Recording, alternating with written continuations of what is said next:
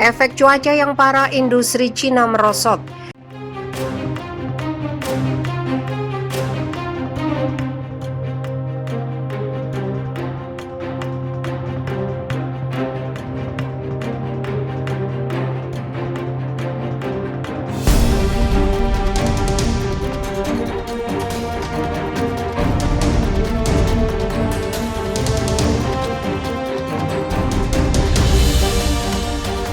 Efek badai para industri Cina sedang terpukul.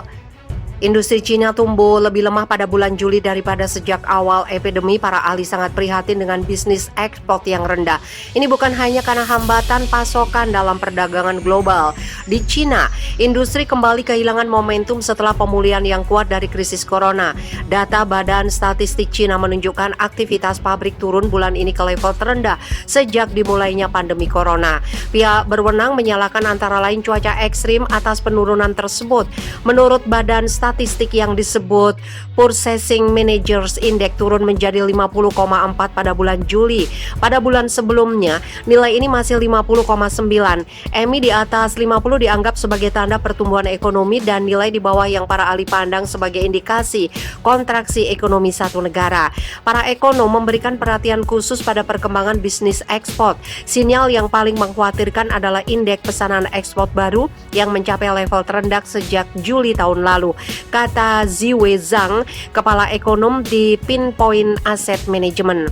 Bencana alam melemah. Ekonomi di Cina secara umum masih tumbuh tetapi melambat, kata Zhao Xinghe dari Biro Statistik.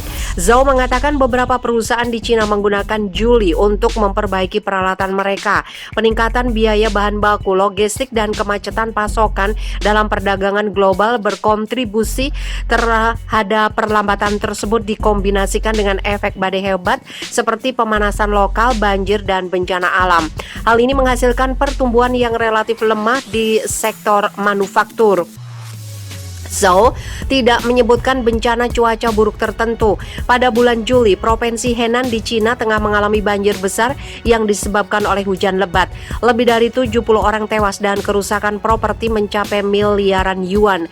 Di Henan, antara lain Foxconn mengoperasikan pabrik yang memproduksi iPhone.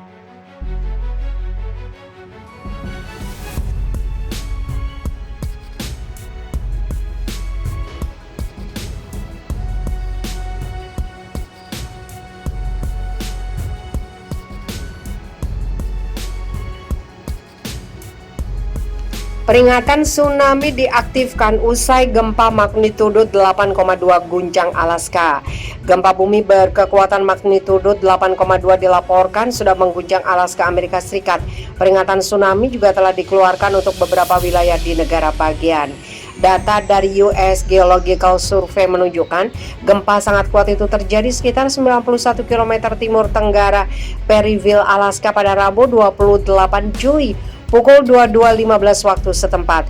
Pusat gempa berada pada kedalaman 46,7 km, sehingga dianggap gempa dangkal seperti dikutip CNN.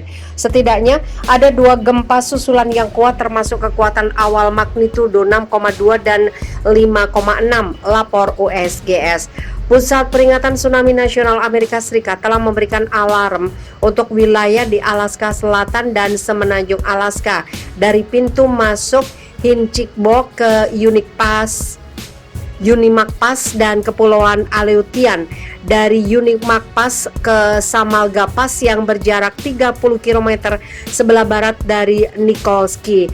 Di Kodiak, polisi menghimbau warga untuk pindah ke daratan tinggi. Menambahkan, sekolah menengah juga telah dibuka sebagai lokasi evakuasi. Pusat Peringatan Tsunami Pasifik Layanan Cuaca Nasional juga mengeluarkan peringatan tsunami untuk Hawaii. Tingkat bahaya tsunami sedang dievaluasi untuk pantai Pasifik Amerika Serikat dan Kanada, serta wilayah lainnya di Amerika Utara.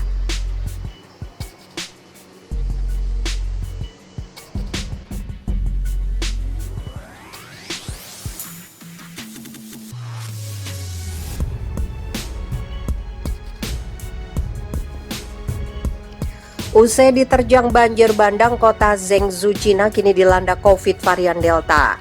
Kota Zhengzhou, Provinsi Henan, Cina mulai dilanda wabah COVID-19 varian Delta. Di tengah upaya pemulihan akibat bencana banjir yang menewaskan puluhan warga, hingga Sabtu, 31 Juli malam waktu setempat terdapat 11 kasus positif dan 16 kasus tanpa gejala. Kasus tanpa gejala pertama di wilayah tengah Cina itu ditemukan pada Jumat, 30 Juli. Zhengzhou menjadi kota lainnya yang mengalami peningkatan kasus Delta sangat cepat setelah kota Nanjing, Provinsi Jiangsu, demikian media Cina. Kepala Pusat Pencegahan dan Pengendalian Penyakit Menular Kota Zhengzhou, Wang Zhongqiang, mengungkapkan sebagian besar kasus positif ditemukan di rumah sakit nomor 6 di kota itu, termasuk petugas kebersihan, staf medis, dan pasien rawat inap. Rumah sakit itu menjadi rumah sakit rujukan bagi orang tanpa gejala yang baru datang dari luar negeri. Menurut Wang, dibandingkan dengan kota-kota lain seperti Nanjing, Zhangjiajie, Provinsi Hunan, dan Chengdu, Provinsi Sichuan, penyebaran varian Delta di Zhengzhou lebih cepat dan kemungkinan butuh waktu lama untuk pulih. Zhengzhou sedang melakukan berbagai upaya pemulihan akibat bencana banjir yang menewaskan 51 orang hingga 23 Juli di seluruh wilayah Provinsi Henan. Jumlah korban tewas akibat banjir mencapai 99 orang. Saat ini di Zhengzhou terdapat 1 daerah berisiko tinggi COVID-19 dan 3 daerah risiko sedang. Sekretaris Partai Komunis Cina Komite Provinsi Henan, Lau Yangsheng, menginstruksikan pengetatan penjagaan untuk mencegah meluasnya wabah tersebut.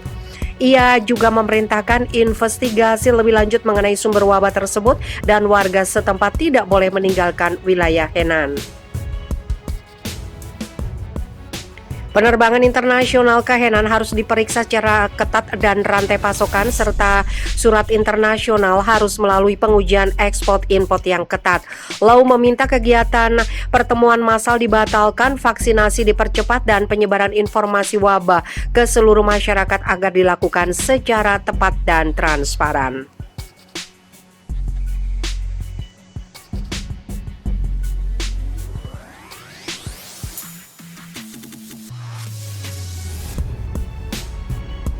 Ahli Amerika Serikat catat 8 bukti lab Wuhan bocor jadi penyebab pandemi COVID-19. Dunia masih bertanya-tanya soal asal-usul COVID-19 yang awal mula ditemukan di Tiongkok. Berbagai teori para ahli menengarai COVID-19 awal mula menyebar karena kebocoran laboratorium di Wuhan. Dalam laman New York Post, Stephen W. Mosher selaku penulis buku Politically Incorrect Guide to Pandemic mengumumkan penyelidikan asal-usul dengan mengklaim bahwa virus muncul dari kontak manusia dengan hewan yang terinfeksi atau dari kecelakaan laboratorium.